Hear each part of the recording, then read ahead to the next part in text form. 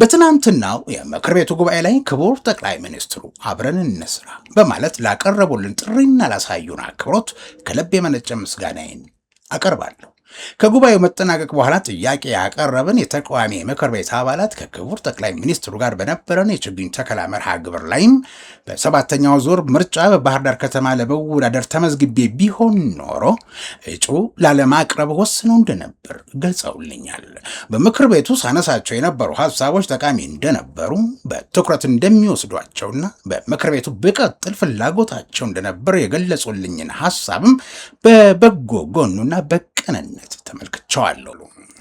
አንዳንድ ከሶስተኛ ወገን ለማረጋገጥ ግድ የሚሉ መረጃዎች እንደሚያመለክቱት በአባ ሰረቀ ብርሃን አማካኝነት ህወሓት ወይም በእነ ዶክተር ደብረጽዮን የሚዘወረው ቡድን የእምነቱን ተከታዮች ከማሳመን ጀምሮ የነገይቱን ሀገረ ትግራይ ተገንጥላ ምን እንደምትመስል ምናባዊ ምስል በመስጠት አማኙን ለማሳት የተደረገው ሙከራ በአባ ሰረቀ ብርሃን መባረር ሊከሽፍ በመቻሉ የህወሓት ቡድን ተስፋ በመቁረጥ የውስጥ ለውስጥ ከፍተኛ ጥረት ቢያደርግም ሊሳካለት አለመቻሉ የግል መኖሪያ ቤቶች የቤት ኪራይ ዓመታዊ ጭማሪ ጣሪያ 11.5 ስለሌላቸው ወገኖቼ እውነተኛ ድምፅ መሆን በመቻሌ የተሰማኝ ክብርና ኩራት እየላቀ ነው ብለዋል። ሲቀጥሉ የተከበሩ ዶክተር ደሳለኝ በእነዚህ እጅግ አስቸጋሪ ዓመታት በፈተናና በጭንቅ ሰዓት ለህዝቤ የገባሁትን ቃል እንድጠብቅ እንዳልናወጥ በቅንነትና በድፍረት የህዝቤን ችግርና ስቃይ በታሪክ ፊት እንድመሰክር ፍርሃትን አርቆልኝ ማስተዋልንና ጽናትን ላደለኝ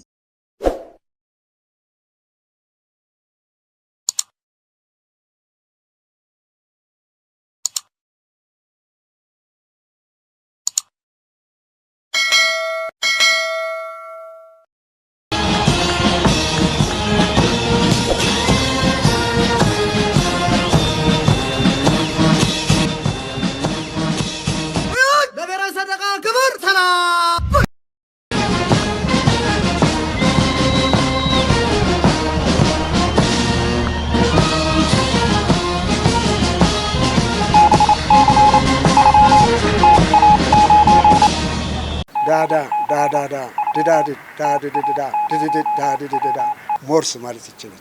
ይህ ሞርስ ነው የሚያዘጋጀው ወንድም ኢዮብ። ጤና ይስጥልኝ።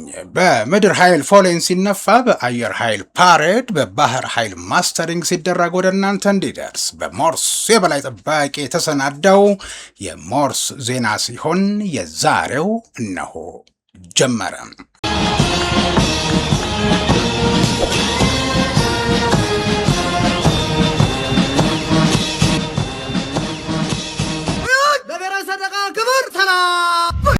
የተወደዳችሁ ቤተሰቦቻችን ላይክ፣ ሼር፣ ሰብስክራይብ ማድረጋችሁንና የደወል ምልክቱን መጫን እንዳትረሱ የሞርስ ኤዲሲ አደራ ብሏል። ወደ ቀዳሚው መረጃ አልፋለሁ።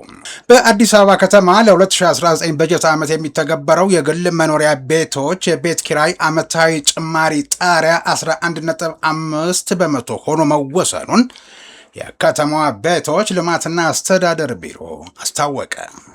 ውሳኔው የነዋሪውን የመክፈል አቅምና የወቅቱን የኢኮኖሚ ሁኔታ ያገናዘበ ሳይንሳዊ ጥናት ተካሂዶበት የተወሰነ መሆኑ ተመላክቷል። ይህን ተከትሎም በመላው ከተማ የሚገኙ የግል መኖሪያ ቤቶች የአከራይ ተከራይ አዲስ የውል እድሳት ምዝገባ ከዛሬ ሐምሌ 1 ቀን 2018 ዓ.ም ጀምሮ በሁሉም ክፍለ ከተማ ቤቶች አስተዳደር ጽሕፈት ቤቶች በይፋ መጀመሩን ቢሮው አስታውቋል።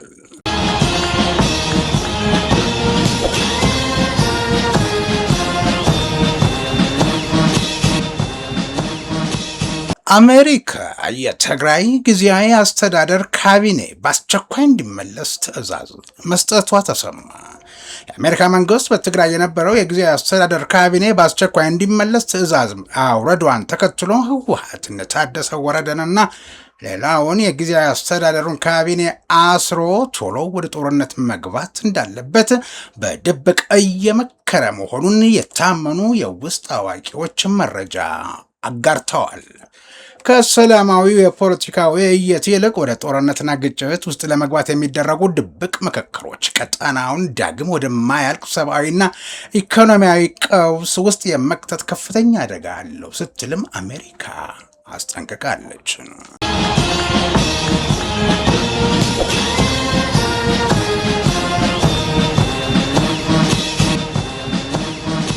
ባለፉት 5 አስቸጋሪና ፈታኝ ዓመታት ከ2014 እስከ 2018 ዓ.ም መሆኑ ነው በህዝብ ተወካዮች ምክር ቤት ውድ ህዝባችንን በመወከል ያደረግኩትን የፓርላማ ቆይታ ትናንት በይፋ አጠናቅቄያለሁ። ይህ ምዕራፍ ሲጠናቀቅ ወደዚህ የህዝብ አገልጋይነት ያመጣኝንና ያለፍኩበትን የ10 ዓመታት የማህበረሰብ አገልግሎትና የትግል ጉዞዬን መለስ ብዬ የምመለከትበት አጋጣሚ ሆኖልኛል ሲሉ የተከበሩ ዶክተር ደሳለኝ ጫኔ ይፋ አደረጉ።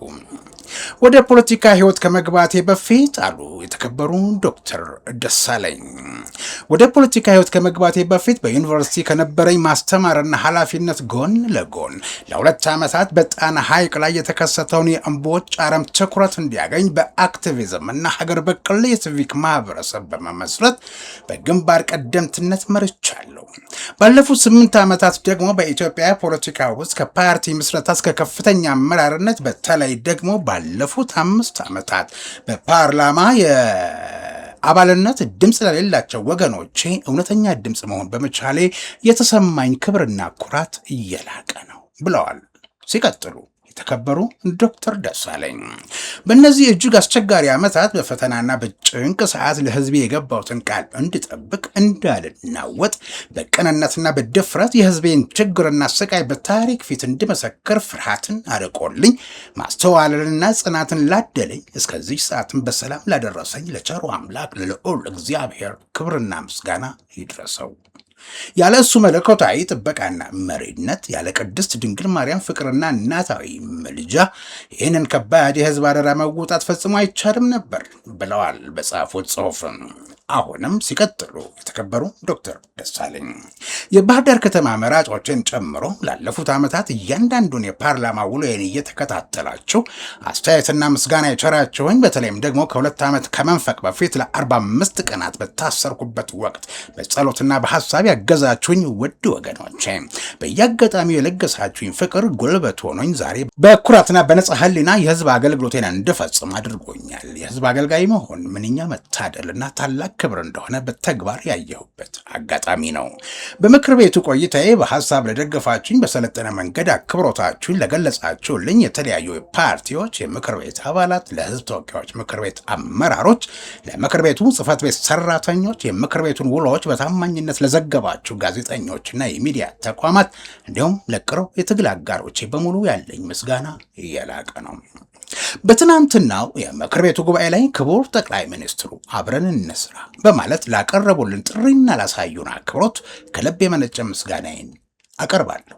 ከጉባኤው መጠናቀቅ በኋላ ጥያቄ ያቀረብን የተቃዋሚ ምክር ቤት አባላት ከክቡር ጠቅላይ ሚኒስትሩ ጋር በነበረን የችግኝ ተከላ መርሃ ግብር ላይም በ7ኛው ዙር ምርጫ በባህር ዳር ከተማ ለመወዳደር ተመዝግቤ ቢሆን ኖሮ እጩ ላለማቅረብ ወስነው እንደነበር ገልጸውልኛል። በምክር ቤቱ ሳነሳቸው የነበሩ ሀሳቦች ጠቃሚ እንደነበሩ፣ በትኩረት እንደሚወስዷቸውና በምክር ቤቱ ብቀጥል ፍላጎታቸው እንደነበር የገለጹልኝን ሀሳብም በበጎ ጎኑና በቅንነት ተመልክቻለሁ።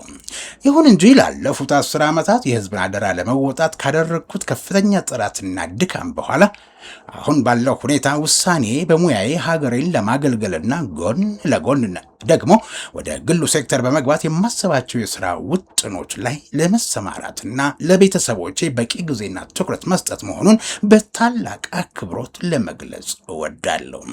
ከዚህ የፓርላማ ተሳትፎ ማጠናቀቂያ ማግስት ራሴን ከማንኛውም ቀጥተኛ የፖለቲካ እንቅስቃሴ የማገል ሲሆን ለጊዜው በማንኛውም የፖለቲካ ፓርቲ ውስጥ በአባልነትም ሆነ በደጋፊነት የማልሳተፍ መሆኑን በይፋ አሳውቃለሁ ብለዋል የተከበሩ ዶክተር ደሳለኝ ጫኔ።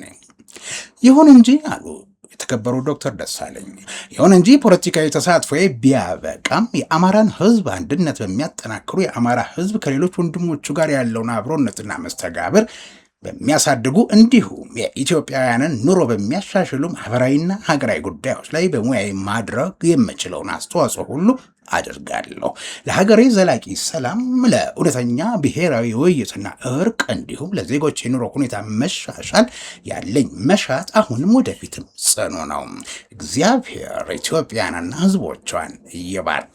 በአዲሱ የ2019 ዓ.ም ለሀገራችን እውነተኛ የሰላም የፍቅርና የተስፋ ዘመን ይሆነልን በማለት የተከበሩ ዶክተር ደሳለኝ ጫኔ ጽሑፋቸውን አጠናቀዋል።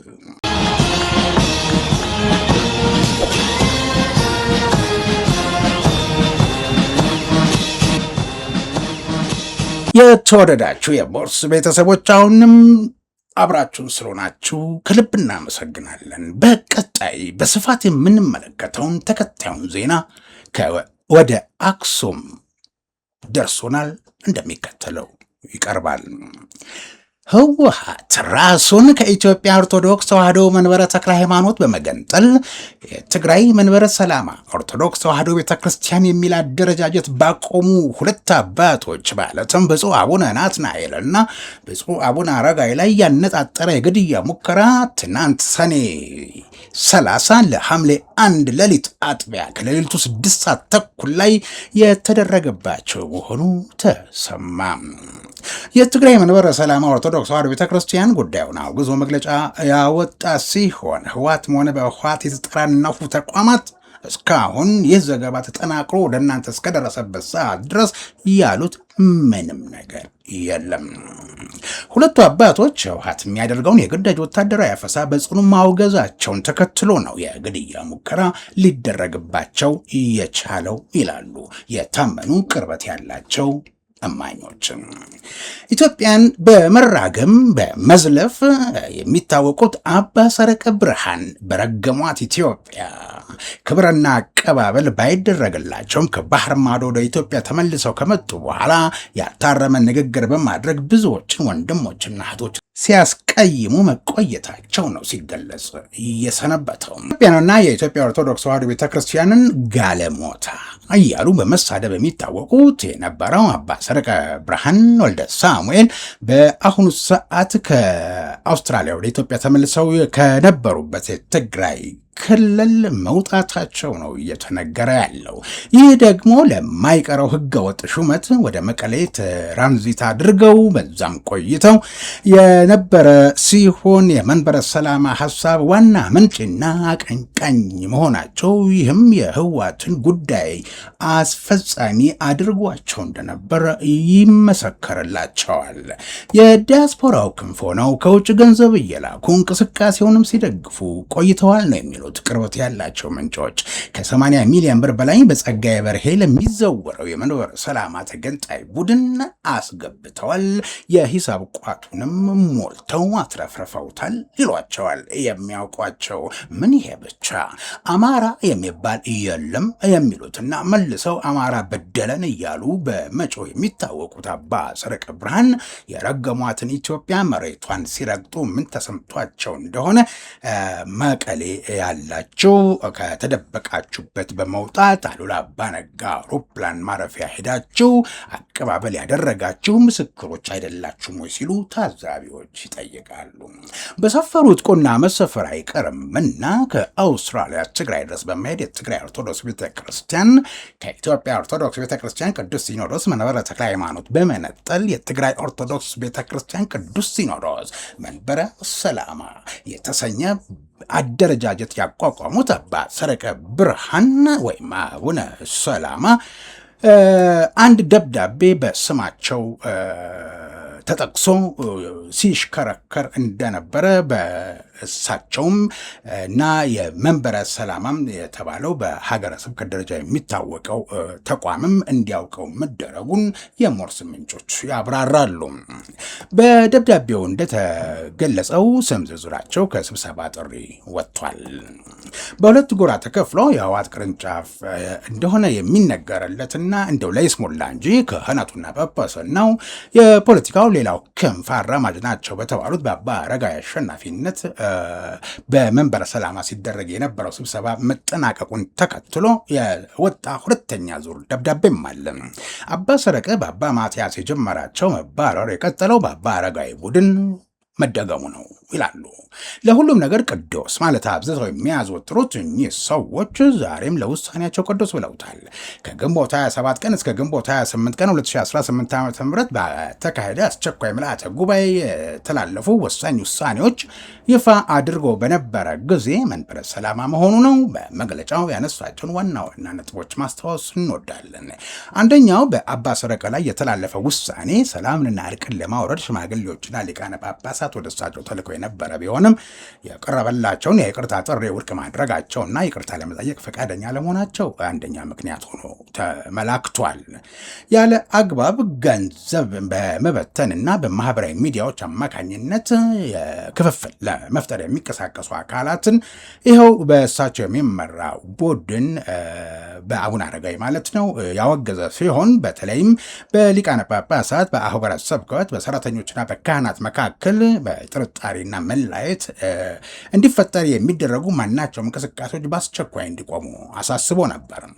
የሰብአዊ እርዳታ ጥሪን በተመለከተ ለተፈናቃዮችና ችግር ለደረሰባቸው ወገኖች አስቸኳይ ድጋፍ እንዲደረግ የጠየቀ ሲሆን የምህላ አዋጅም በዓለም ላይ በተለይም በኢትዮጵያ ያለውን አስቸጋሪ ሁኔታ፣ ጦርነትና መከራ እግዚአብሔር በምሕረቱ እንዲያስወግድ የጸሎትና ምህላ ጊዜ ታውጇል ተብሎ በመግለጫው ተመላክቶ ነበር።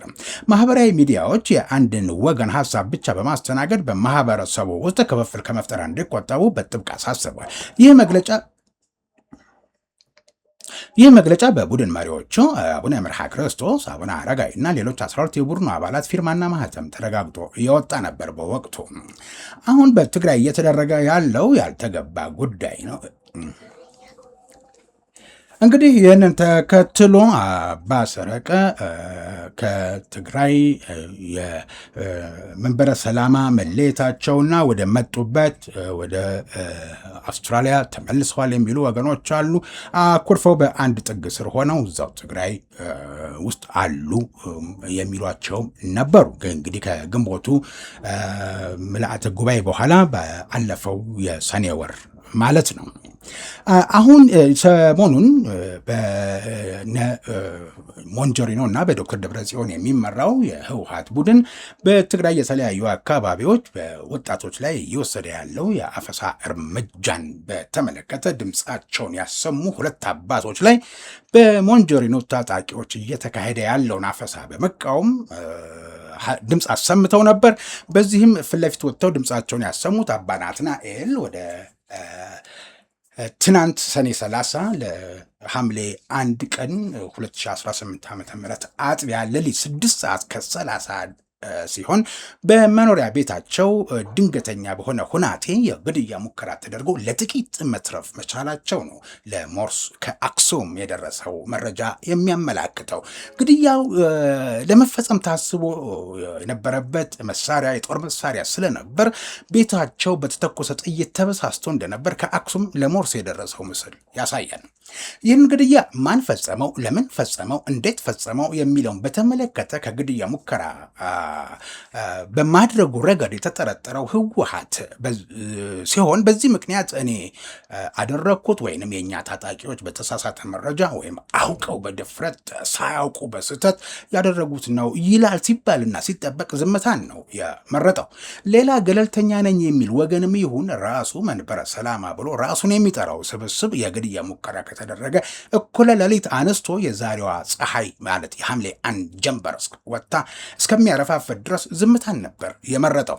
አሁን እኩለ ቀን አካባቢ በትግራይ ክልል ራሱን ችሎ በተደራጀው መንበረ ሰላማ ኦርቶዶክስ ተዋሕዶ ቤተክርስቲያን ተብሎ ራሱን በሚጠራው ቡድን አባቶች በሆኑት በብፁዕ አቡነ ናትናኤል እና በብፁዕ አቡነ አረጋዊ ላይ ትናንት ሌሊት 6 ሰዓት ተኩል የተኩስ ጥቃት መፈጸሙን አረጋግጦ መግለጫ ሰጥቷል።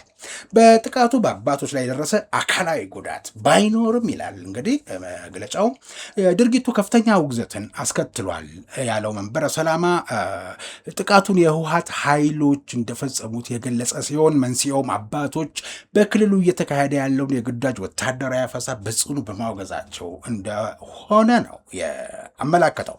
ድርጊቱን በተመለከተ ከህወሓትም ሆነ ከሌሎች አካላት ይህን ዘገባ አጠናቅረን ወደ ስቱዲዮ እስከገባ እስከገባንበት ጊዜ ድረስ የተሰጠ ምላሽ ወይም ተጨማሪ ማብራሪያ አልነበረም። በቅርቡ ሞንጆሪኖ በክልሉ ምንም አይነት አፈሳ የለም፣ ሁሉም በተረጋጋ ሁኔታ ነው ያለው በማለት አስገድዶ ለጦርነት ለመማገድ ወጣቱን እያዋከቡ ነው ለሚለው ክስ ማስተባበያ መስጠታቸውና ወጣት እየታፈሰ ነው የሚለውን ሐሰት ብለውት ነበርም። መቀመጫቸውን በአጎራባች ሀገራት ካደረጉም የሆነ ርቀው ከሚገኙ አሸባሪዎች ጋር ተባብረን እንሰራለን፣ እስካሁንም እየሰራን ነው በማለት እንደ ጀብዱ በአደባባይ የተናገሩት አንድ ከፍተኛ የህወሓት አመራር የወጣቶች አፈሳ አለ የተባለውን የት ማን ነው የሚያፍሰው? ወጣቱ በፍላጎቱ የሚያደርገው እንቅስቃሴ ካልሆነ በስተቀር አስገዳጅ በሆነው ሁኔታ ወጣት አይደለም፣ አይታፈስም በማለት መሐላ ለመደርደር እየቃጣቸው በተናገሩ ማግስት የሃይማኖት አባቶች ድርጊቱን በአደባባይ ለማውገዝ ተገደው ነበር። በማውገዛቸውን በውድቅ ስላሊት ግድያ ሙከራ ተደረገባቸው ስለ መልካም ነገር አስበው በመናገራቸው ከሙከራው ፈጣሪ እንዲያመልጡ ረድቷቸዋል ሲሉ አስተያየት ሰጪዎች ይናገራሉ። አንዳንድ ከሶስተኛ ወገን ለማረጋገጥ ግድ የሚሉ መረጃዎች እንደሚያመለክቱት በአባ ሰረቀ ብርሃን አማካኝነት ህወሓት ወይም በእነ ዶክተር ደብረጽዮን የሚዘወረው ቡድን የእምነቱን ተከታዮች ከማሳመን ጀምሮ የነገይቱን ሀገረ ትግራይ ተገንጥላ ምን እንደምትመስል ምናባዊ ምስል በመስጠት አማኙን ለማሳት የተደረገው ሙከራ በአባ ሰረቀ ብርሃን መባረር ሊከሽፍ በመቻሉ የህወሓት ቡድን ተስፋ በመቁረጥ የውስጥ ለውስጥ ከፍተኛ ጥረት ቢያደርግም ሊሳካለት አለመቻሉ የተጋረጠበት አደጋ ሆኖበት ነበር ይላሉ። እነዚህ የመረጃ ምንጮች ለምን ተባረርኩ በሚል ምክንያት አፍቃሪ አባ ሰረቀ ብርሃን የሆኑ ኃይሎች በአንደኝነት ደረጃ ተጠርጣሪ እንደሚሆኑና ድርጊቱን ለመሸፈን የህወሓት የፖለቲካ ክንፍና የተደራጀው ታጣቂ ኃይል ሽፋን ሊሰጥ እንደሚችል ይታመናል ይላሉ። ሌሎች ወገኖች ደግሞ አባ ሰረቀ ብርሃን ጳጳስ መሆን ህልማቸው ከከሸፈ በኋላ ወትሮውም ጳጳስ መሆን ብቻ አይደለም ፓትርያርክ የመሆን ህልማቸው ከከሸፈ በኋላ ወትሮውም ጤና በነሳቸው ህወሓት ፍቅር የማይደራደሩ የቡድኑን ዓላማ ለማስፈጸም የማይወጡት ተራራ ባይኖርም የግድያው ሙከራ መቼና እንዴት እንደሚከናወን የጊዜ ሰሌዳ በማውጣት ወይም ሀሳብ በማቅረብ ሊተባበሩ ቢችሉ እንጂ የህወሓት ቡድን ብቻውን የሞከረው ሙከራ ነው ለማለት የሆነው የሚያስደፍር ምክንያት የለውም ይላሉ። በሁለቱም የተነሱት ተጠርጣሪው ወይም ሙከራ ያደረገው ገሌ ለማለት የሚያስደፍር ተጨማሪና ተጨባጭ መረጃ ለማግኘት ከፍተኛ ጥረት ቢደረግም ይህ ዘገባ ወደ እናንተ እስከደረሰበት ጊዜ ድረስ ሚዛን የደፋው መንበረ ሰላማ ያወጣው መግለጫና በመግለጫው የተጠቀሰው ተጠርጣሪ የህወሓት ታጣቂ ቡድን መሆኑን ብቻ የሚያመለክት መሆኑ ነው።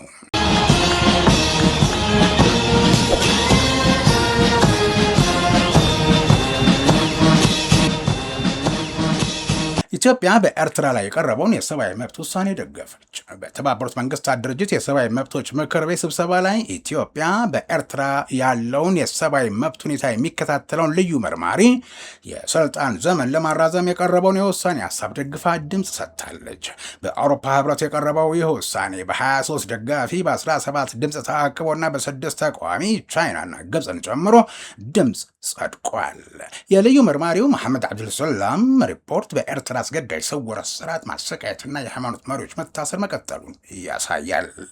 የኤርትራ መልክተኛ አምባሳደር ሶፊያ ተስፋ ማርያም ግን ሪፖርቱን መሰረተ ቢስ ሲሉ ውድቅ አድርገውታል። የ6 ዓመት አገልግሎታቸውን ያጠናቀቁትን በቢከር ለመተካት 8 እጩዎች እየተፎካከሩ ሲሆን አስመራ የምርመራ ማንዴቱ ቆሞ የቴክኒክ ትብብር እንዲተካው የዲፕሎማሲያዊ ግፊት እያደረገች መሆኑ ታውቋል። በአንጻሩ ሂውማን ራይትስ ዎች እና የአምነስቲ ኢንተርናሽናልን ጨምሮ ከ30 በላይ የዲያስፖራ ድርጅቶች ማንዴቱ እንዲቀጥል እየጠየቁ ነው።